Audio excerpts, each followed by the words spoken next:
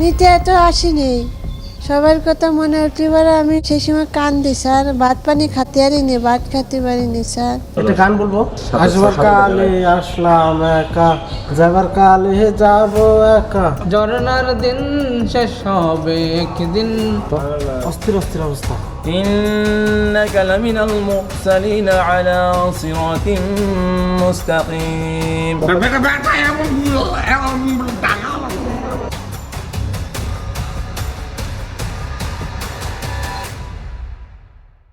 গত পর্বে আমরা প্রবেশ করেছিলাম পাবনা মানসিক হাসপাতালের ভেতরের এক অজানা জগতে। কথা বলেছিলাম এমন কিছু মানুষের সঙ্গে যাদের জীবন মানসিক অসুস্থতার কারণে থেমে গেছে হাসপাতালের চার দেয়ালের ভেতরেই। কিন্তু সেই গল্পের শেষ এখানেই নয়। আজকের পর্বে আমরা আরও গভীরে ঢোকার চেষ্টা করব। এই হাসপাতালের এমন কিছু রোগী আছেন যারা অনেকটাই সুস্থ হয়ে উঠেছেন, তবুও তারা আজও হাসপাতাল ছেড়ে নিজের বাড়িতে ফিরতে পারেননি।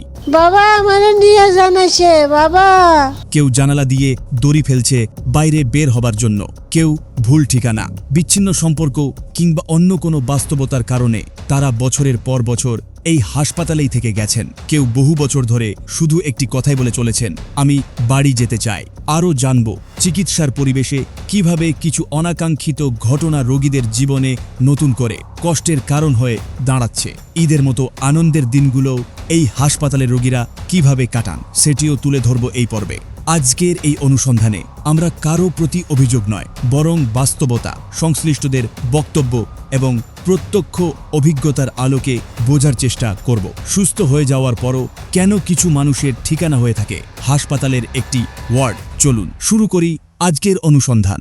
একটি হাসপাতালের পুরনো রেকর্ড, সময়ের ছাপে যার কাগজ প্রায় বিবর্ণ হয়ে গেছে, কিন্তু সেই কাগজে এখনও স্পষ্ট একটি নাম, নাইমা চৌধুরী। নথি অনুযায়ী 2009 সালের 14 নভেম্বর মাত্র 25 বছর বয়সে তাকে পাবনা মানসিক হাসপাতালে ভর্তি করা হয়। এরপর যেন তার জীবনের সব ঠিকানা মিলিয়ে যায়, থেকে যায় শুধু হাসপাতালের চার দেয়াল। এই হাসপাতালেই কেটে যায় তার জীবনের প্রায় 17 বছর। হাসপাতাল সূত্রের তথ্য অনুযায়ী এই দীর্ঘ সময়ে তাকে নিতে কোনো স্বজন আসেননি, খোঁজ খবরও নিয়মিত পাওয়া যায়নি। চলতি সপ্তাহে হাসপাতালেই তার মৃত্যু হয়। মৃত্যুর পরও আইনি প্রক্রিয়া সম্পন্ন না হওয়া পর্যন্ত কয়েকদিন তার মরদেহ হাসপাতালের মর্গে সংরক্ষণ করে রাখা হয়। সে সময় পর্যন্ত হাসপাতাল কর্তৃপক্ষ তাকে বেওয়ারিশ হিসেবেই দাফনের প্রস্তুতি নিচ্ছিল। হাসপাতালের চিকিৎসক ও নার্সদের সঙ্গে কথা বলে জানা যায়, নাইমার ঘটনা একেবারেই ব্যতিক্রম নয়। তাদের ভাষ্য অনুযায়ী এখানে এমন আরও কয়েকজন রোগী আছেন যাদের স্বজনেরা এক সময় হাসপাতালে ভর্তি করিয়ে আর ফিরে আসেননি। অনেক ক্ষেত্রে নথিতে দেওয়া ঠিকানা বা মোবাইল নম্বর কার্যকর ছিল না, ফলে রোগীরা সুস্থ হওয়ার পরও তাদের পরিবারের সঙ্গে যোগাযোগ করা সম্ভব হয়নি। হাসপাতালের নথিতে নাইমার বাবার নাম লেখা ছিল মুজিবুল হক চৌধুরী। ঠিকানা হিসেবে উল্লেখ ছিল ঢাকার কেরানীগঞ্জের আশরাফবাদ এলাকা এবং একটি মোবাইল নম্বর। তবে পরবর্তীতে অনুসন্ধানে ওই ঠিকানায় তার পরিবারের সন্ধান পাওয়া যায়নি, মোবাইল নম্বরটিও বন্ধ ছিল। চিকিৎসকদের মতে একসময় নাইমা শারীরিক ও মানসিকভাবে অনেকটাই স্থিতিশীল ছিলেন, কিন্তু পরিবারের কাউকে খুঁজে না পাওয়ায় তার হাসপাতাল ছাড়ার প্রক্রিয়া সম্পন্ন করা সম্ভব হয়নি। নাইমার মৃত্যুর পরও পাবনা মানসিক হাসপাতালে এমন আরও কয়েকজন মানুষ রয়েছেন যাদের চিকিৎসকদের মতে অনেক আগেই সুস্থতা এসেছে, কিন্তু বিভিন্ন কারণে তারা এখনও হাসপাতালেই আছেন। 2014 সালে এই ধরনের রোগীদের পরিবারে ফিরিয়ে দেওয়ার দাবিতে হাইকোর্টে একটি রিট করা হয়েছিল। এরপর কয়েকজন পরিবারে ফিরলেও অনেকে হাসপাতালেই মৃত্যুবরণ করেছেন। প্রশ্ন রয়ে যায়, যারা এখনও এই হাসপাতালের চার দেয়ালের ভেতরে দিন কাটাচ্ছেন তাদের ভবিষ্যৎ কি? একদিন কি তারাও পরিবারের কাছে ফিরতে পারবেন, নাকি তাদের গল্প হারিয়ে যাবে কোনো পুরনো হাসপাতালের বিবর্ণ নথির পাতায়? একটি মানসিক হাসপাতাল যেখানে মানুষ আসে চিকিৎসা নিতে, সুস্থ হয়ে স্বাভাবিক জীবনে ফিরে যাওয়ার আশায়, কিন্তু অভিযোগ উঠেছে সেই চিকিৎসার পরিবেশই এখন নষ্ট হচ্ছে কিছু বহিরাগত দর্শনার্থী, টিকটকার ও কন্টেন্ট নির্মাতার কারণে।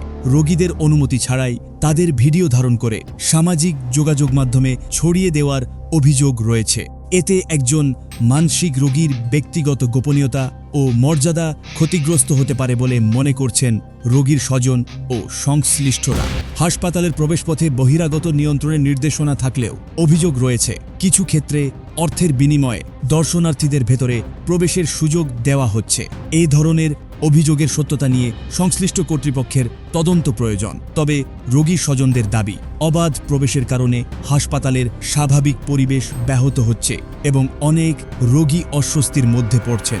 1950 এর দশকের শেষভাগ থেকে প্রতিষ্ঠিত এবং 1960 এর দশক থেকে সেবা দিয়ে আসা পাবনা মানসিক হাসপাতাল দেশের অন্যতম বিশেষায়িত মানসিক স্বাস্থ্যসেবা প্রতিষ্ঠান। তবে রোগীর স্বজনদের অভিযোগ, চিকিৎসার পাশাপাশি হাসপাতালের নিরাপত্তা ও দর্শনার্থী নিয়ন্ত্রণেও আরও কার্যকর ব্যবস্থা প্রয়োজন। রোগীর স্বজনদের মতে অনুমতি ছাড়া ভিডিও ধারণ ও প্রকাশ বন্ধ করতে কার্যকর নজরদারি জরুরি। তাদের দাবি, হাসপাতালের পরিবেশ এমন হওয়া উচিত যেখানে রোগীরা নিরাপদ ও সম্মানজনকভাবে চিকিৎসা নিতে পারেন। হাসপাতাল কর্তৃপক্ষ জানিয়েছে বিষয়টি গুরুত্বের সঙ্গে দেখা হচ্ছে এবং চিকিৎসার পরিবেশ আরও সুরক্ষিত রাখতে প্রয়োজনীয় পদক্ষেপ নেওয়ার পরিকল্পনা রয়েছে। তবে প্রশ্ন থেকেই যায়, যেখানে মানুষ শেষ আশ্রয় হিসেবে চিকিৎসা নিতে আসে সেখানে তাদের ব্যক্তিগত মর্যাদা ও গোপনীয়তা নিশ্চিত করা কতটা সম্ভব হচ্ছে? ঈদ মানেই আনন্দ, পরিবারের সঙ্গে সময় কাটানো, প্রিয়জনদের মুখে হাসি, কিন্তু এই আনন্দ সবার ভাগ্যে সমানভাবে জোটে না। বিশেষ করে হাসপাতালের রোগীদের জন্য ঈদের দিনগুলো অনেকটাই ভিন্ন। আর পাবনা মানসিক হাসপাতালের অনেক রোগীর জীবনেও ঈদ আসে এক অন্যরকম অনুভূতি নিয়ে, যেখানে আনন্দের পাশাপাশি থাকে প্রিয়জনকে কাছে না পাওয়ার গভীর কষ্ট। যশোরের 19 বছর বয়সী রায়হান শেখ, আবুল কালাম, মন্টু, রবিউল করিম, রেজাসহ অনেকেই এখানে চিকিৎসাধীন। মানসিক সমস্যার কারণে তারা পরিবার থেকে দূরে থাকলেও হাসপাতালের ভেতরেও ঈদের আবহ তৈরি করার চেষ্টা করা হয়। তবু পরিবারের শূন্যতা যেন সব আনন্দকে ম্লান করে দেয়। অনেক রোগী চিকিৎসাধীন থাকায় ঈদের সময়ও পরিবারের কাছে যেতে পারেন না। তাই হাসপাতাল কর্তৃপক্ষ চেষ্টা করেন যেন অন্তত হাসপাতালের ভেতরেই তারা উৎসবের কিছুটা আনন্দ অনুভব করতে পারেন। ঈদের বিশেষ খাবার, পরিচ্ছন্ন পরিবেশ, রোগীদের সঙ্গে সময় কাটানো এবং প্রয়োজনীয় চিকিৎসা সেবা সবকিছুই চলতে থাকে ছুটির দিনেও। কিন্তু এই দৃশ্য আবারও একটি প্রশ্ন সামনে নিয়ে আসে, পরিবারের সান্নিধ্য, ভালোবাসা আর গ্রহণযোগ্যতা একজন মানসিক রোগীর সুস্থ হয়ে ওঠার পথে কতটা গুরুত্বপূর্ণ। হয়তো আগামী কোনো ঈদে এই মানুষগুলোর আরও বেশি মানুষ তাদের পরিবারের কাছে ফিরে যেতে পারবেন, সেই প্রত্যাশাই রয়ে যায়। এই ডকুমেন্টারিতে আমরা চেষ্টা করেছি কারো প্রতি অভিযোগ আনা নয়, বরং বাস্তবতা, নথি এবং সংশ্লিষ্টদের বক্তব্যের আলোকে কিছু গুরুত্বপূর্ণ বিষয় তুলে ধরতে। মানসিক অসুস্থতা কোনো অপরাধ নয়, লজ্জারও নয়। একজন রোগীর সবচেয়ে বড় শক্তি হতে পারে তার পরিবারের ভালোবাসা, সমাজের সহমর্মিতা এবং যথাযথ চিকিৎসা। আপনার কি মনে হয়, সুস্থ হয়ে যাওয়ার পরও যদি কোনো রোগী পরিবারে ফিরতে না পারেন তাহলে এর দায়িত্ব কার? আপনার মতামত অবশ্যই কমেন্টে জানাবেন। ভিডিওটি তথ্যবহুল মনে হলে একটি লাইক দিন, বন্ধুদের সঙ্গে শেয়ার করুন এবং এমন আরও বাস্তবভিত্তিক ডকুমেন্টারি দেখতে আমাদের চ্যানেলটি সাবস্ক্রাইব করে পাশে থাকা বেল আইকনটি অন করে রাখুন। আমি নাজমুল আজ এখানেই বিদায় নিচ্ছি। সবাই ভালো থাকুন, সুস্থ থাকুন। আল্লাহ হাফেজ।